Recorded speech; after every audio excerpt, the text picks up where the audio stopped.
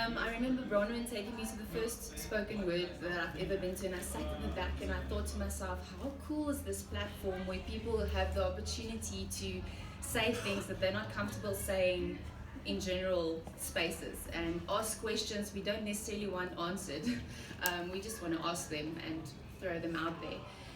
And then the first poem I ever wrote was about also us being so unique, and I mean, we struggle to receive ourselves in public spaces because we are different than everyone else.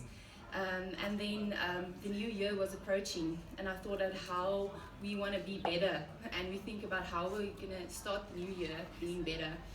And this is, I don't actually have a name for this poem, so if you have an idea, I'm going to use the idea of, please help me. Okay, I call it Uniqueness. The new year, with all its resolutions. Every year someone wishes to start a revolution. So many witty, touching quotes, trying to float old boats, which only end up being temporary cover-up coats. I personally easily feel guilty, and when I think about it, it's just so silly. When I spend more than I should, but less than I could. When I eat too much or too little. When I spend an hour not being productive according to the seductive prediction of another. When I drive too fast or too slow.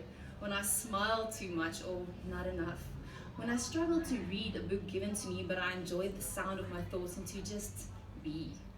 Now this guilt is based on the opinion of someone in a different position. We shouldn't be bleak because there will always be critique. We should be free to do as we see fit for our own plea. I often listen to the questions and suggestions, but more to the advice people so confidently give one another. Yes, sometimes a pretty sentence can initiate transcendence, but what is neglected to fathom is to imagine that we are inherently independent, separate from the principle of similarity. Why is it so hard for us to realize with clarity that we are uniquely designed and not cheaply copied to popularity?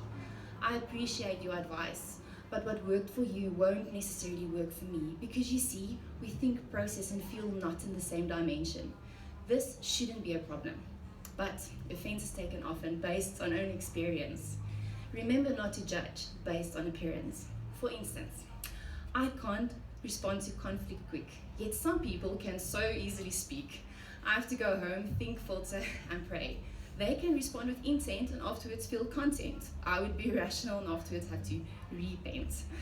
Our uniqueness is what makes us priceless. Don't force your way to success on someone else. Remember that the road you took is now your privilege of access.